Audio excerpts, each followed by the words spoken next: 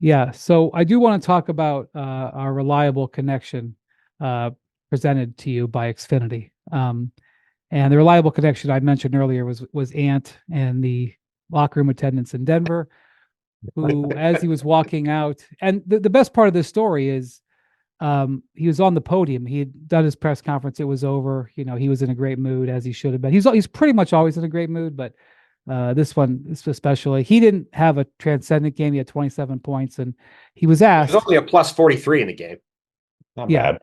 he was asked, "Hey, did you really tell the press room or the locker room attendants in Denver that you would see them for Game 7?" He's like, "Yeah, I told those MFers I'd see them in Game 7," and they walked away. And it was like And he's like, "Y'all were there, you saw it."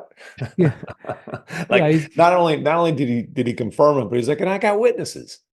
right. Yeah. And what it reminded me of is those stories when the Celtics in, I think 2009, I think 2009 or 2000, maybe 2010. I mean, When, I thought of game 5 in 2016 when a certain coach put a bunch of money in right. the Well, that's where he got it from. locker room. But it Yeah. wasn't his idea. In 2010, the Mhm. Celtics lost on Christmas Day at the Lakers.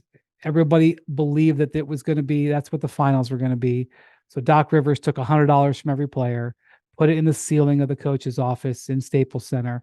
And then 6 months later for the finals. Basically, the point was, okay, we're going to invest right now. We're going to come back and get our money in the finals. And he did, and it was still in the ceiling because why wouldn't it be?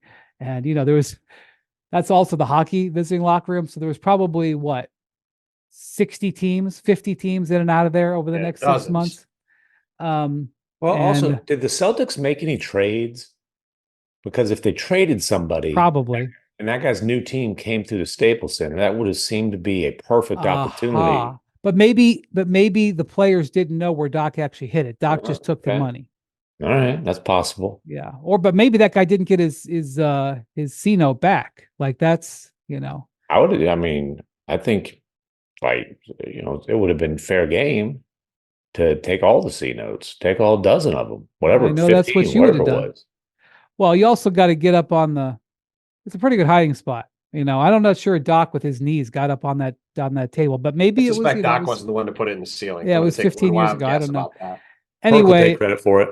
so Ty Lue, who was on that coaching staff, replicated it in 2016 when the Cavs won Game 5. That was the game where Draymond was suspended, Andrew Bogut got hurt, took $100, and it was from all, not just the players, that from all members of the staff who were in the locker room, which ended up being 55 players, 55 people, I should say.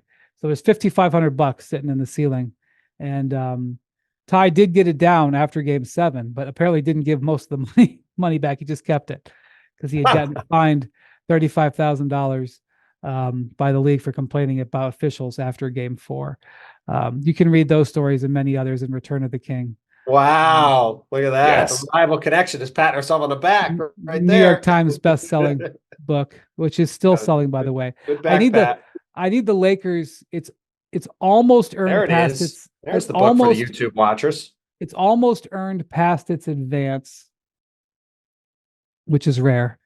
And I just need I need the Lakers to win one McMahon, more. our guy is going to have a back problem in addition to his sleep problems and his hair problems here. I'm just saying, I just need a few more sales to get past the advance where we trigger like the bonus. All right. So then Ant says this, and which is sort of the same thing, like we'll be back after losing Game 5. And here's what I'm getting to, and here's why I want to talk about it now. To pimp your book? No. Got to get over that. Got to get over that trigger. You better be careful about making pimp the book jokes there, MacMahon. No, I'm just glad the precedent's being set. Oh, yeah, listen, you think this guy isn't going to do that Oh my God. It's going to be just, his face is going to be just replaced by the book. Oh yeah, buy the book. It's right here. The problem is all these other podcasts he's going to do to promote this book are going to realize how hard it is to get him on a podcast. Oh man, it's going to be. Listen, IT department will help if there's money involved. Anyway, we have a real opportunity here, a real potential moment for Ann Edwards. Look, I don't know what the maybe Jackson will take a look at what the early numbers are. Obviously, the Nuggets are going to be heavily favored. Obviously, Jokic is going to be expected to have a great game. The Nuggets have played, Jokic has played, I think, in 4 game sevens. The last time they played in one was in the bubble, the famous Clippers series where the Clippers blew the 3-1 lead. I have the line. You want to guess what it is? I looked up Murray, actually. Murray had 40 in that game. What did Joker do? The line, I'm going to guess the line is 4.5, 5.5. The betting line, not their line. Not game 4.5 on the nose. Okay. Sorry, it's late. 4.5 on the nose for I wouldn't surprise if it moved a little bit in Minnesota's direction, because I would think that a lot of people are going to believe in the Nuggets, and why shouldn't they? And I have no doubt. It actually opened at 5.5, powered by ESPN Bet, as Jackson says. Opened at 5.5, is already down to 4.5. Power of the Ant. Okay, I was wrong. I would just say about Ant, he has it within him. Oh, you think? I'm not saying he will, but I refer to this as the Matrix moment. I don't know if Jackson gets the reference, but he'll be a good litmus test for that. I don't know if Jackson's ever seen the movie The Matrix. Neither have I. I've seen the player. Sean Marion. Yeah, that's not who I was talking about. Jackson's seen one of the movies. Yeah, hopefully the first one. Hopefully the first one. There's only one you need to see. There were multiple. But Neo stops the bullets. Okay, and basically, you see this moment sometimes with some of the all-time greats who have the ability to raise their game to a level where what happens doesn't matter. The last time I saw it in the league was in 2021, Giannis in Game 6 of the Finals, where he achieved, pure energy. So much so that he was hitting free throws. Wasn't he like 17 of 19? 17 for 19, had a 50-piece in Game 6 of the Finals to close out the Suns. 20 rebounds. Did he have 20 rebounds? I believe 15. So. Okay. There was 50, nothing. 15, 5 blocks. Something's incredible. Yeah. He was not going to lose the game. Just like in 2007, LeBron was not going to lose the 48 special to Detroit. Yes. Where this is what is going to be, I think, required from Ant. And I believe that this will happen for him someday. It hasn't happened yet. He's young, and it may not happen on Sunday. He may have a stinker.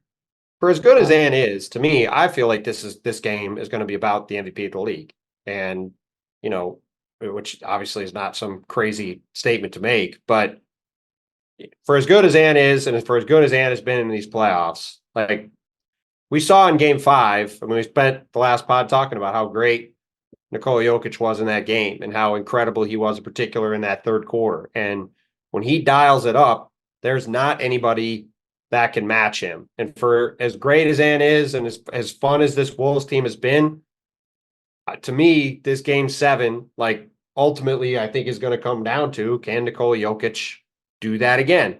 And if he can, I don't think it matters what Ant does. I don't think it matters what Minnesota does. Denver will win the game.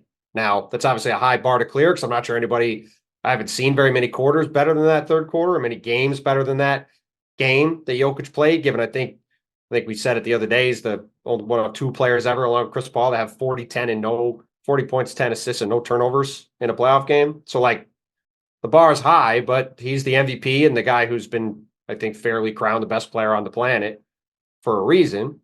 So, let's see him go out there at home and make sure his team advances. If Murray's 4 of 18, Joker's going to have to be awfully good. And how real do we think this elbow thing is?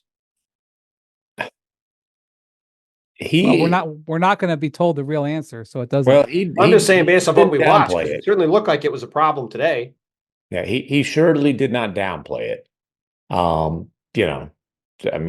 Judge what you want. The guy was 4 of 18. When he do get 2 days off. When he was asked about Anthony Edwards' defense on him, he basically said the elbow is the problem, not who was guarding me. So we'll see. I mean, should you poke the Ant Bear like that? I thought that was a strange thing to say. Well, Jamal is not one to give credit from a competitive, he's as competitive as anybody in the league. He's not one to really give credit to anybody else for anything when it comes to him not playing well. Well, He'd you know, rather I will he say didn't this play well. also: Jamal Murray has a pretty impressive history of delivering big and big games He too. sure does. I He mean, does. And you know, he has 2 game winners in these playoffs, but all in all, it's He's been been bad. a rough playoff. You know what his effective field goal percentage is right now in the playoffs? 43.5. Yeah, I mean, he came into the playoffs shooting 40% from the field and 31% from three, and now before going 4 for 18. I suspect, I will do some quick math, but I suspect he's now under 40% for the playoffs shooting after that game, which is not great. yeah. So, I mean, look, I think Denver had 70 points in this game. 70. That's a line from a different era. I mean, it's wild that they had these 2 games this series. They got absolutely curb stomped by Minnesota. Like at home, or obviously this game wasn't at home, but losing at home like that and then losing like this with a chance to close the series out. I mean, I picked Denver to win the series in 7. I thought this was going to be a 6 or 7 game series. I think we all thought it was going to be a really competitive series. I don't think any of us thought there were going to be 2 games in the series where Minnesota absolutely obliterated Denver. It's been a weird series. It's been 3 blowouts, and it's going to game 7. Yeah, it's definitely. That's also like 2016. The only close game in 2016 was game 7. Game 7. Otherwise, it was blowouts each way. And you know, I would assume that the Wolves go back to the double teaming of Jokic, and I would assume that Denver will spend 2 days getting ready for that. You'd think. Now, I'll say this: you know, Karl Towns didn't. You know, out of everything anybody played well, Karl Towns, who was considered to be very needed to have a big shooting night, didn't. He only had 10 points. He missed all 4 of his threes. He did have some rebounds, but maybe Karl Towns hits 7 threes. I mean, well, and by the way, to go back to Jamal Murray, after tonight's game, 39.1% overall shooting for the playoffs, 31.1% from 3. He shot 50% or better from the field twice in the playoffs, and he shot under 30% twice in the playoffs. So not his exactly. elbow wasn't hurt for all those games. Obviously, Well, that's what I mean. That's but what I mean. For a guy who, obviously we've talked a bunch. Like he has not made an all-star team, not really come close, not made an all-NBA team, not really come close, but has had so many of these incandescent moments in the playoffs. He's seen as a star level player. And these playoffs, that version of Jamal Murray, outside those 2 shots he hit against the Lakers at the end of the game, and even in those games, he wasn't great. That guy has not really shown up, and certainly would be helpful to the Joker if he would show up in game 7. Tell you what, hang around Pepperdine, you use words like incandescent. That's right. All right. Well, I don't like when, can I just say I have a pet peeve when the team loses game 6 and a chance to close out. Well, that's not even the loser, but I hate the phrase game 7, the best 2 words in sports when it comes from the team that lost. Yeah, no, the better 2 words are moving on. Yeah, like if if you win, you're like, oh man, we got life, we got a shot in game 7. Like, best 2 words in sports. But like when you lose and you say that, it's a kind of a cop out. Yeah. Like, hey, we lost, but ain't it going to be great? Yeah. Ain't it going to be fun? Like, to your point, McMahon, it's a lot better to say moving on. the Belichick, we're moving on to game 7. Yeah. Moving on to game 7. I'm glad we're in the 7th game. Let's see. Like you said, I mean, I do think it's a game that's about the MVP, but these are fun moments to see where a young guy comes up and look, and has played 4 elimination games in his career, and he's had big time numbers in all of them. So he's probably going to have big time numbers again on Sunday. He ain't gonna be scared. I can guarantee that. Yeah. Look, Wendy publicly pleaded for game 7 in this series, and the path to it was kind of funky, but he also publicly guaranteed a Denver win. We got a collision course here. I didn't publicly do that. I privately did that you made public. Oh, sorry. You publicly guaranteed it. Prediction was made. Yeah. Well, I'm not making a prediction about Sunday, and I'm saying that largely because I believe in Ant. I believe in. I mean, I'm not saying a negative word about Jokic. Seriously, if Sounds like he's Jokic trying to contradict his prediction to me, McMahon. if That's what it Jokic sounds went like for to a me. 40-point triple double, it would be amazing. But none of us would be like, oh, Yeah. okay, well, just another great game. We'll catch you in the conference finals. But I just want to see Ant. I just want to see Ant have this opportunity, and I'm sure he can't wait for it.